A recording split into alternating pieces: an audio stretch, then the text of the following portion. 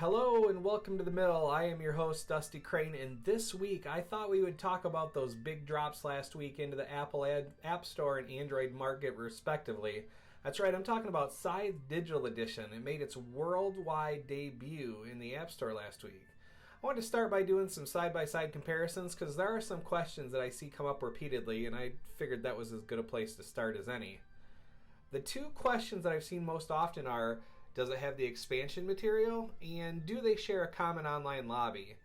The first question's answer, unfortunately, is no. The Steam PC version has Invaders from Afar, which enables the 7-player games and brings Albion and Tagawa into the board, but the IFA factions are absent from Scythe Digital Mobile.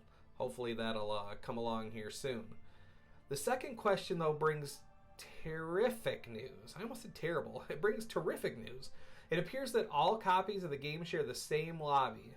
So I'm going to go ahead and pop into the lobby here and check on the devices I have in front of me, Steam, iPad, and iPhone.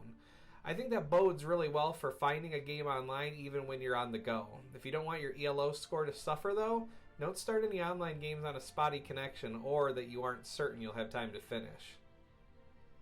With that out of the way, let's poke into some of the nooks and crannies. Both versions share some very good common features like a tutorial, as you would expect. This first area, though, actually demonstrates something that I found interesting about the mobile version and the Steam version, and that's with its space constraints. I do like some of the decisions they made with the menus in the mobile version. The tutorials menu is noticeably prettier on mobile. I like the use of art in the menus. It's nothing to base a purchase on, certainly, but it's a nice touch. I also love the inclusion of the paint shop. I love being able to change the appearance of my characters, mechs, and workers. Both versions allow you to paint some of them, none of them, or all of them. Steam just has a couple more factions to work with. I'm hopeful that IFA comes soon to mobile and that it's not a device concession. And by that I mean that Asmodee Digital wasn't thinking, if we include these factions, then we're going to limit our audience to this, so we'll just keep them out. Moving along to the album, we see encounter cards, factory cards, objectives, and mats that are unlocked as you accomplish certain feats in the game. If I had one gripe for these cool unlockables, though, it's that you can't go back and see what actually unlocked them. Mobile's also missing a mats option, but I guess that's kind of understandable given the potential real estate, and who knows, maybe it'll arrive later. So the options have a few differences, but map color is identical, as is language. One option on PC that I'd like to see make its way to mobile is the power, popularity, and triumph tracks that are on the map. It's nice having the familiar tracks visible on the map. Rules will bring up a game PDF on all versions, and login settings is where you'll provide your credential if you already have an Asmodee Digital title.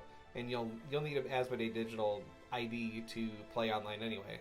And let's go ahead and get into the game. Here you see we have much of the same options, just mobile has them broken into two different screens, same undo options, same options for promo cards, and the game will also prevent you and your opponents from getting a banned mat combo if you so choose. Mobile tops out at 5 players, while the PC version permits 7 thanks to the Invaders from Afar expansion. Let's go ahead and kick off a 2-player game versus Crimea and look at some of the differences where they really matter in-game. Alright, now look at this here. This splash screen, again, demonstrates an instance where I think I like the mobile screen over the full Steam version. I think the font and presentation just looks cleaner on mobile. It's just a nicer overall appearance.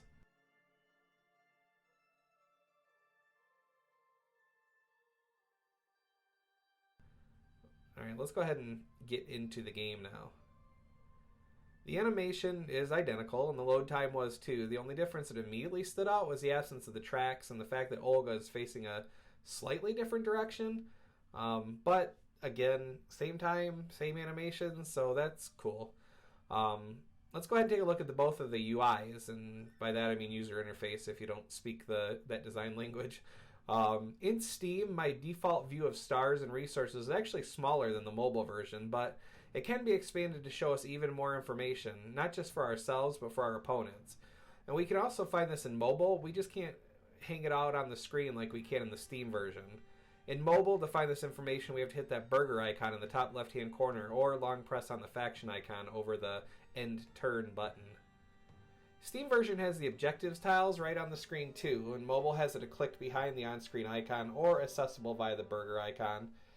In fact, most of the information you see on screen of the PC version can be found behind that burger icon, and it's actually a cleaner experience that I find myself kind of liking, maybe even a little bit more. The turn details are hidden away, and maybe it's just the poor way I play Scythe, but I don't necessarily feel that I'm missing having it sort of hidden away the way it is. The exception to everything being visible from that burger icon menu is our combat card values. The only way to access those is the combat card button that's just below that burger button. So I guess that was a decision that they made. Now let's go ahead and take a look at the buttons that we're actually using to take our turns. The buttons on mobile are obviously far more optimized for a smaller screen, but the layout of the button, for whatever reason, sort of takes me just an extra moment to kind of get what's going on. In the case of the mat itself, good luck finding out what mat you're using if you happen to forget. At least in the full-blown version of Scythe, you can find it by clicking on your faction icon. I guess I sort of digressed there. As I mentioned, it takes just an extra moment to look at the mobile UI and go, oh, if I produce one village or more, it'll still be free to produce, but if I produce two, I'll low a power. The faded icons are light on the mobile UI, and the PC UI keeps the color language of the regular game of Scythe, whereas you have a red cost and a green gain, which you also see in the full version of Scythe Digital. I think they could have used a red box inside of the green box already there to kind of continue that design language throughout. It's also not very intuitive that the upgrades possible are indicated by a second row indicator in that button. The top row is the non-negotiable cost. In engineering here, an upgrade is always going to cost 2 oil, but it doesn't have to cost 3. And building a structure is 3 wood out of the gate, but it can be brought down to 1, and you'll get 3 coins for your effort too. There's just a good deal of information being presented in that button that doesn't strike me as the most effective way to go about presenting it. But like everything, once you're familiar with the design language, it becomes second nature and the mystery is gone. Since this isn't a Stonemaier title itself, I'm free to share a review. And since Asmodee Digital didn't provide me with my copy of Scythe Digital, you can be sure there's no bias, besides the fact that I really do love Scythe. Personally, this gives me everything I could possibly want out of a Scythe port. The bots actually give me a challenge. I haven't played enough to know exactly what they're going to do, and if I want to be humbled, it isn't difficult to find a game online, as you may have noticed just by hanging out in the lobby for a moment, and in some cases they literally come to you. I can see a situation where this might fall flat for you though. First, if you're a player of high skill, these bots are not going to challenge you. You could probably give them banned faction combos and you'd still sweep the floor. And if you're not the type of player to play an online game, this is going to be one more reminder of your Scythe supremacy. And so, short of just enjoying the ebb and flow of a game, you might as well spend those hard-earned dollars elsewhere. For me, though, I just love the decision tree of Scythe. Just going through the motions of a game sort of lets me slip into a zen place and sort of forget about the world around me for a bit. And for that alone, I'd pay that asking price. I'm hopeful that Invaders from Afar comes to the mobile game soon, and I hope that Wind Gambit isn't far behind. While I'd love to see the Rise of Fenris come to Scythe Digital, I think I'd like to see Automa show up first. The higher levels of Automa are also beatable by high-end players, but the more variety out of our AI would be a welcome addition to the game. And it seems like the modular board would also be an easy addition, but maybe the bot AI isn't that adaptable yet. In any case, a full-blown release of Rise of Fenris would have me happily handing over the cost of the application again.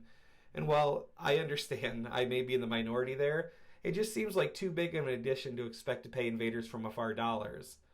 All in all, though, I'm super pleased with my purchase, and if you're still on the fence, I hope the video was enough to help you make your decision. If you have any questions, feel free to drop them in the comments below, and I'll get to them just as soon as I can. That's all I have for you this week. Thank you so much for watching, and as always, take care of yourselves and each other. Bye.